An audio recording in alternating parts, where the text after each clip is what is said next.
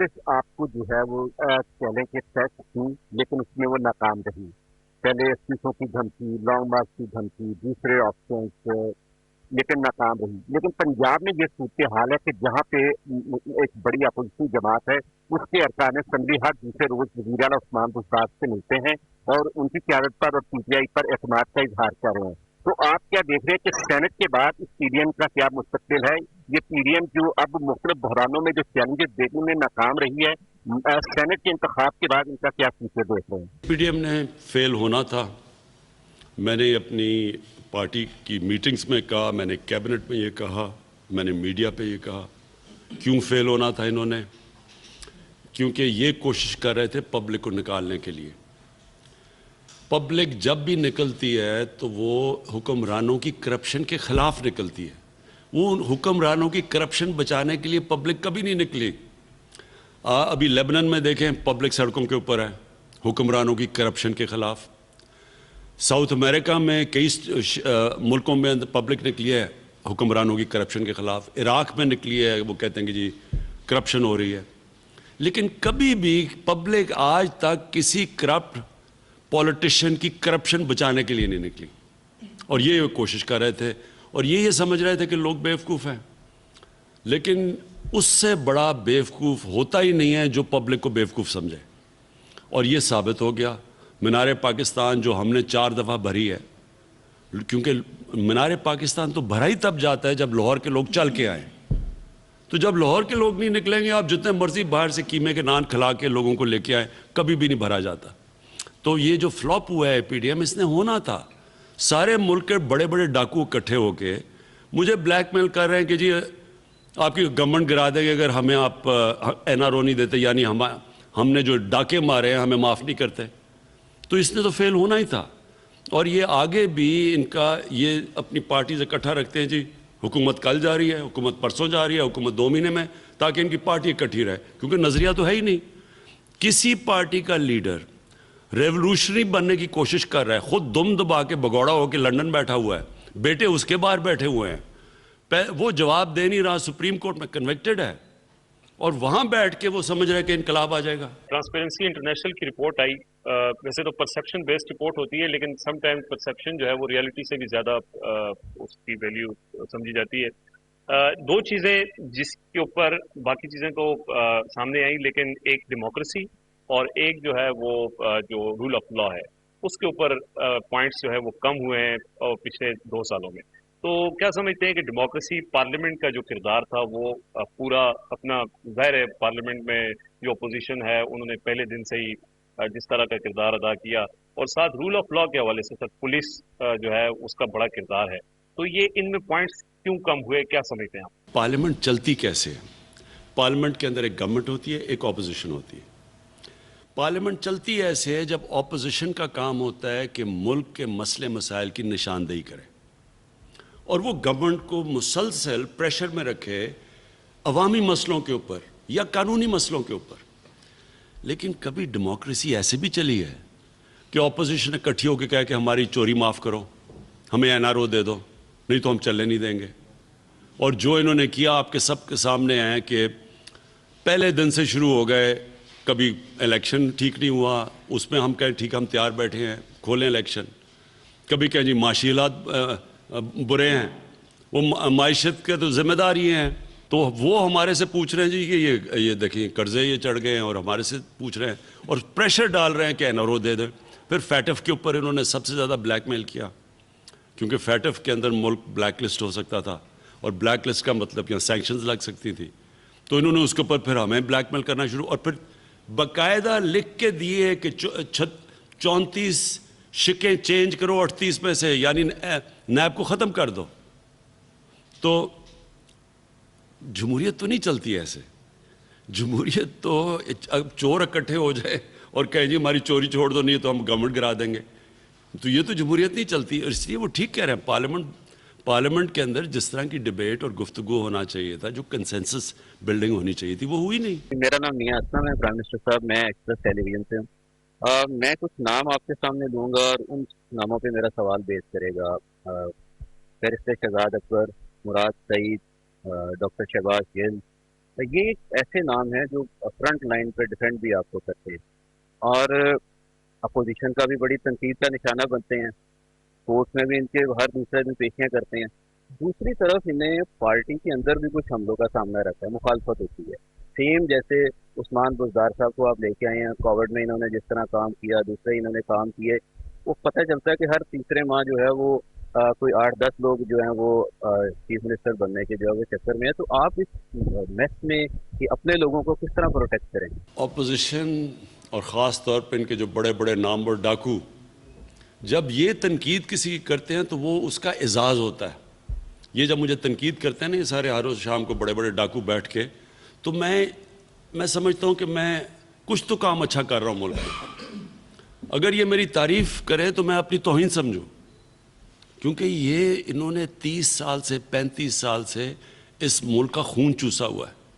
تو اگر وہ ہمارے لوگوں کی تنقید کرتے ہیں، فردوس کی، اس کی، شہباز کی اور مراد سعید کی، تو یہ تو ان کے لیے بہت بڑا اعزاز ہے۔ اس کا مطلب یہ جہاد کر رہے ہیں ان چوروں کے خلاف۔ اور جہاں تک اندر ہے، بدقسمتی سے یہ تو ہوتا ہی ہے پالیٹکس میں، اندر ایک پارٹی کے اندر بھی کمپٹیشن چلتی ہے، کیونکہ یہ کوئی ریجیمنٹیشن تو نہیں ہوتی ہے، کوئی ایک ڈکٹیٹرشپ تو نہیں ہے، تو اس میں تو یہ چلتا رہتا ہے، اس کی کوئی فکر نہیں کرنی چاہیے۔ پی ایم صاحب، میرا نام محمد شاہد چودھری ہے اور میرا تعلق 92 نیوز لاہور سے ہے۔ پی ایم صاحب کہتے ہیں کہ زمانے بھر کے جو معتبر ہیں وہ خود لرزتے ہیں آئینوں سے، کوئی تو ان کا حجاب پلٹے، میں ان کا روزے حساب دیکھوں۔ آپ نے ان کے حجاب پلٹے ہیں، جو قبضہ مافیا تھا، جو سیاسی مافیا تھا، ان کے اوپر آپ نے ہاتھ ڈالا۔ پہلے سال ہزاروں ایکڑ آپ نے اور سی ایم صاحب نے زبردست قبضہ مافیا کے خلاف آپریشن کیا اور زبردست ایکشن لیا، پھر بیچ میں کچھ خاموشی آ گئی۔ اب آپ نے پھر سے قبضہ مافیا کے اوپر بڑا زبردست ہاتھ ڈالا ہے، لاہور میں کھوکھر پیلس ہو، دیگر قبضہ مافیا ہو، بہت زبردست آپریشن ہے۔ کہیں ایسا تو نہیں کہ بعد میں دوبارہ سے پھر سے یہ قبضہ مافیا جو ہے چند ماہ کے بعد دوبارہ سے پھر ایکٹیو ہو جائے؟ اس حوالے سے کیا اقدامات کریں؟ پاکستان میں جو قبضہ مافیا پھیلتے گئے ہیں، بڑھتے گئے ہیں، اس کی بہت بڑی وجہ یہ ہے کہ یہ قبضہ مافیا کے پیچھے سیاسی رہنما، بڑے بڑے پولیٹیشنز، بلکہ پولیٹیشنز خود قبضہ مافیا کا حصہ بن چکے ہیں، وہ خود زمینیں قبضہ کرتے ہیں۔ اور یہ قبضہ مافیا چل سکتا ہی نہیں ہے جب تک ان کی پشت کے اوپر گورنمنٹ نہ کھڑی ہو۔ کھوکھر پیلس گرایا گیا اور مریم نواز وہاں پہنچ کے کھڑی ہو کے انہوں نے بڑی اس کی حوصلہ افزائی کی، ایک قبضہ مافیا کی۔ اس سے کیا چیز سامنے آتی ہے؟ اس سے نمبر 1 چیز تو یہ سامنے آتی ہے کہ یہ جو اس نے مریم سے سوال پوچھنا چاہیے تھا کہ پہلے یہ تو چیک کر لیں کہ جو اس نے زمین اس کی چھڑوائی گئی ہے کیا اس کی واقعی اپنی تھی یا اس نے گورنمنٹ کی زمین کے اوپر ناجائز قبضہ کیا ہوا تھا، کیونکہ وہ تو سب کچھ کاغذات میں ہے۔ رجسٹری، لینڈ رجسٹری کے اندر واضح لکھا ہوا ہے کہ اس کی زمین ہی نہیں تھی جو پکڑی ہوئی ہے۔ 1.25 ارب روپے کی زمین، یعنی 130 کروڑ روپے کی زمین کے اوپر اس نے قبضہ کیا ہوا تھا۔ اور وہ ملک کی جو اپنے آپ کو فیوچر لیڈر کہتی ہے اور ایک کرپٹ آدمی جو کہ ملک سے فرار ہوا ہوا پیسے چوری کر کے، اس کی بیٹی اس کی حمایت کر رہی ہے جس نے 1.25 ارب روپے کی گورنمنٹ زمین کے اوپر قبضہ کیا ہوا تھا۔ اس سے کیا ثابت ہوتا ہے کہ پہلے تو یہ سارا جو قبضہ ہوا تھا وہ ان کی گورنمنٹ کے دوران ہوا تھا اور انہوں نے اس کو پوری پروٹیکشن دی اس قبضہ مافیا کو۔ اور پھر اس قبضہ مافیا سے جو اگلا سوال ہے کہ وہ جو ان کی خدمت کرتا تھا وہ بھی پتہ چلے کہ کیسے کیا خدمت کرتا تھا۔ اس کا مطلب کہ یہ پہلے قبضہ گروپ کی پشت پہ کھڑے ہوتے ہیں، پھر اس سے فائدے اٹھاتے ہیں۔ اب اگر تیسری چیز یہ کہ اگر گورنمنٹ یعنی ملک کا پرائم منسٹر کھڑا ہو قبضہ گروپ کے ساتھ، تو پھر انتظامیہ کیا قصور ہے؟ وہ پھر کیوں نہ اپنے قبضہ گروپ پالے؟ پھر پولیس کیوں نہ اپنے قبضہ گروپ کے ساتھ کنیکشن رکھے اور پیسہ بنائے جبکہ ملک کا پرائم منسٹر بنا رہا ہے؟ تو یہ جو قبضہ گروپوں نے ملک میں تباہی مچائی ہوئی ہے، شہروں میں سب سے زیادہ بیرون ملک پاکستانی جو ان کی زمینوں پہ قبضے ہو جاتے ہیں، وہ بیچارے محنت کاش جا کے کمائی کر کے زمین خریدتے ہیں، اس کے اوپر قبضہ ہو جاتا ہے۔ یہ اس لیے ہوتا ہے کہ پیچھے ان کے یہ بڑے بڑے ڈاکو جو پولیٹیشنز ہیں یہ کھڑے ہوتے ہیں۔ تو انشاءاللہ پولیٹیشنز کے پیچھے بھی کسی بڑے بڑے ڈاکوؤں کو ہم نے نہیں چھوڑنا۔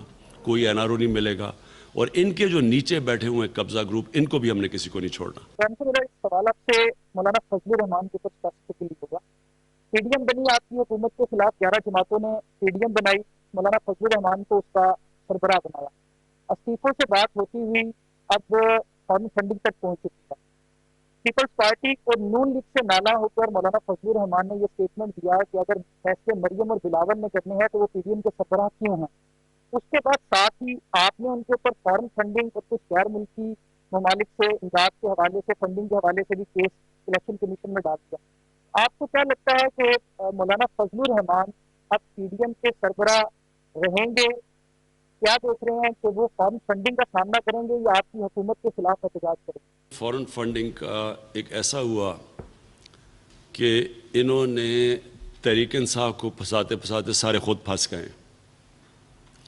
जितना भी आप फॉरेन यानी फॉरेन फंडिंग क्या, आप जो अकाउंट्स हैं पॉलिटिकल पार्टीज़ के, मुझे बड़ी खुशी हुई है कि इन्होंने ये उठा दिया है।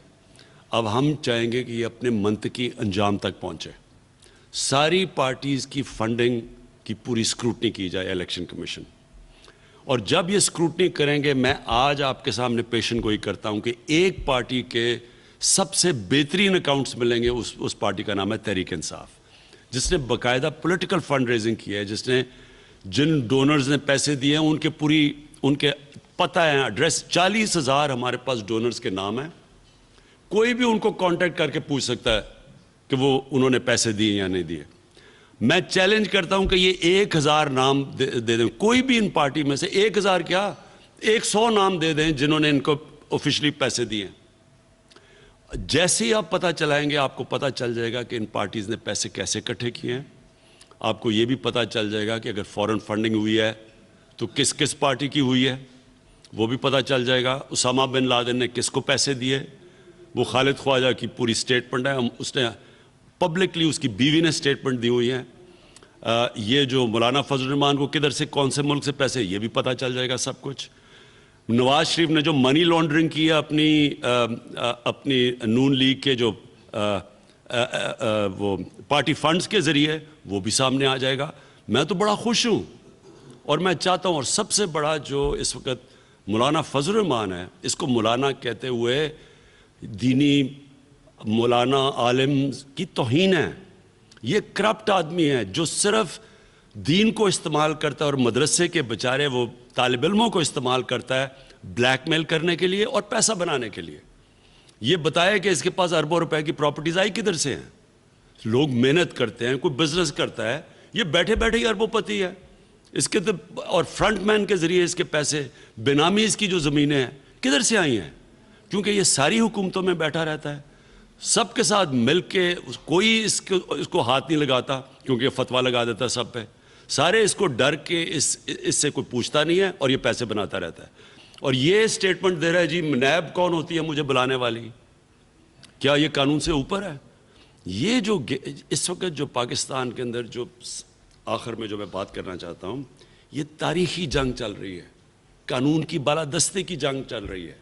ये जो चोर हैं जो कहते हैं हम पाकिस्तान के कानून के नीचे नहीं है, सुप्रीम कोर्ट फैसला करता है, नवाज शरीफ वो कहता है मैं मानता ही नहीं, क्यों निकाला। जो इनके ऊपर इलेक्शन कमीशन, उसके ऊपर जब अगर इनके अगेंस्ट फैसला फंडिंग में आएगा, ये कहें वो नहीं हम मानते। इनके ऊपर जब नैब कोई कुछ कहती है, वो नैब को नहीं मानते। तो मानते किसको हैं ये? उसको मानते हैं जो इनके हक में फैसला करे, बस। और ये और हक में फैसला करवाते कैसे हैं? जिस तरह इन्होंने वो ब्रीफ केस पहुँचाए थे वो रफ़ीक तारड़ ने जाके जजेस ख़रीदने के लिए, जिस तरह सुप्रीम कोर्ट के सज्जाद अली शाह के सुप्रीम कोर्ट पे हमला किया था डंडे लेके, ये वो लोग हैं, ये माफिया है। और ये जो अब तारीखी जंग है, इंशाल्लाह ये फैसला करेगी कि पाकिस्तान में कानून की बालादस्ती आएगी। ये बड़े बड़े डाकुओं को हमेशा के लिए ये जंग है, इनका असल ठिकाना जेल में है, और जब तक ये पैसे वापस नहीं करेंगे इंशाल्लाह जेल में रहेंगे। कामयाब किसान प्रोग्राम के हवाले से ये बड़ा ज़बरदस्त अच्छा इनिशिएटिव है। एट द सेम टाइमिंग जब सरहद पार दिल्ली में किसानों के साथ इतना जुल्म ज्यादती हो रही है, मोदी रजीम में बहुत कुछ हमने देखा है और यहाँ पर सब कुछ उल्टा है। किसान आपकी तरफ देख भी रहे हैं, एग्रीकल्चर पैकेज कब तक आएगा और मजीद किसानों के लिए क्या होने जा रहा है? हमारी पूरी कोशिश है कि अब हम एक पूरी एग्रीकल्चर पॉलिसी लेके आएँ جو اگلے 5 سال 10 سال تک جائے, جو کہ ہمارا پورا چینج کر دے ایگریکلچر جو سیکٹر سارا. اس کا ایک بڑا پیکج آ رہا ہے جو ہم نے اپنے پوری ایگریکلچر سیکٹر کو پورا کھڑا کرنا ہے. ساہیوال میں وزیر اعظم کی میڈیا نمائندگان سے گفتگو ہم آپ کو دکھا رہے تھے.